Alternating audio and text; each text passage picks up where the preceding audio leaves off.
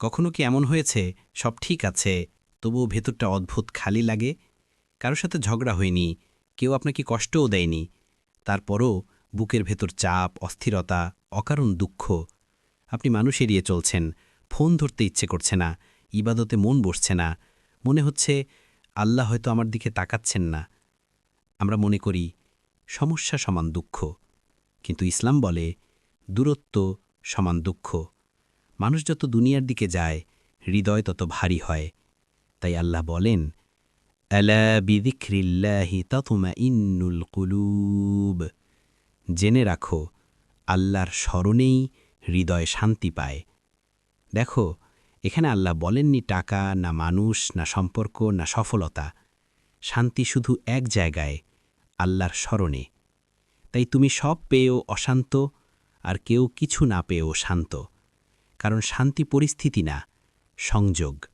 কেন হঠাৎ মন খারাপ হয়?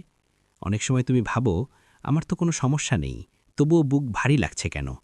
কারণ এটা দুনিয়ার সমস্যা না, এটা রুহের সিগন্যাল। তোমার আত্মা ক্লান্ত, দুনিয়ায় ডুবে গিয়ে, আর আল্লাহ তোমাকে ফেরাতে চান। তাই আল্লাহ দুঃখ দেন না, ডাকেন। তুমি যখন মানুষে ব্যস্ত হয়ে যাও, আল্লাহ তোমাকে থামিয়ে দেন, যাতে তুমি আবার তার সাথে কথা বলো। তখন কি করবে? আল্লাহর শেখানো প্রথম কাজ, নামাজে ফিরে যাও। মন চাইবে না, অজুহাত আসবে, আলস্য লাগবে, তবুও দাঁড়াও। কারণ আল্লাহ বলেন, কষ্টের সময় ধৈর্য ও সালাতের সাহায্য নাও। তুমি ভাবছ নামাজ পড়ার মতো অবস্থা নেই, আসলে এই অবস্থার জন্যই নামাজ। সিজদায় যাও, কিছু বলতে না পারলেও সমস্যা নেই, শুধু বলো, ইয়া আল্লাহ, ভালো লাগছে না। এই একটি কথাই দোয়া। মানুষের সামনে শক্ত হও, কিন্তু আল্লাহর সামনে ভেঙে পড়ো। কারণ যে চোখ আল্লাহর জন্য কাঁদে, সেই হৃদয় শক্ত হয়ে যায়। রাতে অন্ধকারে কেউ না থাকলে চুপচাপ বলো, আমি ক্লান্ত আল্লাহ। দেখবে বুক হালকা হবে। বেশি বেশি জিকির, ধীরে ধীরে পড়ো, সুবহান আল্লাহ, আলহামদুলিল্লাহ, আল্লাহু আকবার। প্রথমে কিছুই অনুভব করবে না, তারপর শান্তি, তারপর কান্না, তারপর প্রশান্তি। কারণ হৃদয় আল্লাহকে চিনে। মন খারাপের সময় শয়তান একটা কথাই বলে, তুমি শেষ। তখন আল্লাহ বলেন, লা তাকনাতু মির রহমাতিল্লাহ। আল্লাহর রহমত থেকে নিরাশ হয়ো না। মানে, তুমি যত ভাঙো, তত আল্লাহর কাছে যাওয়ার সুযোগ। তোমার অতীত আল্লাহকে অবাক করে না, তোমার ফেরা তাকে খুশি করে। শাস্তি না, পরিষ্কার করার জন্য। যেমন বৃষ্টি মাটি ধোয়ে, দুঃখ হৃদয় ধোয়ে। তুমি বদলানোর আগে তোমাকে নরম করা হয়। তাই কখনো কখনো ভেঙে পড়া সমান নির্বাচিত হওয়া। তুমি যখন কারো কাছে শান্তি খুঁজে পাও না, তার মানে শান্তি অন্য কোথাও রাখা হয়েছে। আল্লাহ চান তুমি তার কাছেই খোঁজো। আজ মন খারাপ, হয়তো এটা খারাপ দিন না, ফেরার দিন।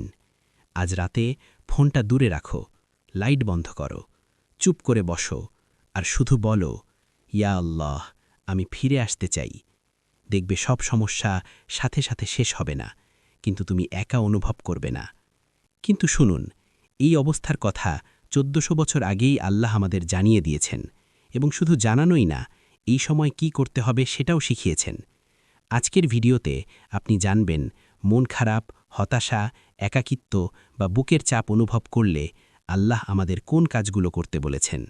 ভিডিওটা শেষ পর্যন্ত শুনুন, কারণ হয়তো আজকের এই কথাগুলোই আপনার হৃদয়ের ভার হালকা করে দেবে। আমার ভাই ও বোনেরা, আমরা মানুষ, এটা খুবই স্বাভাবিক যে আমরা মাঝে মাঝে খুব খুশি হই, আবার মাঝে মাঝে দুঃখ অনুভব করি। তাই যখন আমরা খুশি থাকি, তখন আমাদের নিজেদেরকে জিজ্ঞাসা করতে হবে যে কি আমাদের খুশি করেছে। যদি এটা আল্লাহ সুবহানাহু ওয়া তাআলার সাথে আমাদের সম্পর্ক হয়, যা চিরস্থায়ী, যদি এটা এই পৃথিবীর সাথে সম্পর্কিত বস্তুগত কিছু হয়, মনে রাখবেন, এটা ক্ষণস্থায়ী। এবং এমন দিন আসবে যখন আল্লাহ তোমাকে পরীক্ষা করবেন, এটা অবশ্যই হতে হবে। তাই আল্লাহ সুবহানাহু ওয়া তাআলা স্পষ্টভাবে বলেছেন যে যদি তোমাকে কিছু দেওয়া হয়, তাহলে এটা কোনো গ্যারান্টি নয় যে সেই জিনিসটা তোমার সাথে থাকবে। আমরা অবশ্যই তোমাদের প্রত্যেককে কিছু ভয়, কিছু ক্ষুধা এবং বিভিন্ন ধরনের ক্ষতির সাথে পরীক্ষা করব। এটি একটি লম্বা আয়াত, কিন্তু আজ আমি যা দেখতে চাই সেটা হলো, যখন আমরা দুঃখিত, তখন আমাদের ঠিক কী করা উচিত। প্রথমে নিজেকে জিজ্ঞাসা করুন, সুখের মালিকের সাথে আমার সম্পর্ক কি ভালো? এটা কি অক্ষত? উদাহরণস্বরূপ, যদি আমি এমন একজন ব্যক্তি হই যার সালাতের সাথে কোনো সম্পর্ক নেই, কোরআনের সাথে কোনো সম্পর্ক নেই, আল্লাহ সুবহানাহু ওয়া তাআলার সাথে কোনো সম্পর্ক নেই, আমি যে দুঃখ অনুভব করছি তার সাথে লড়াই করার আশা করি কিভাবে?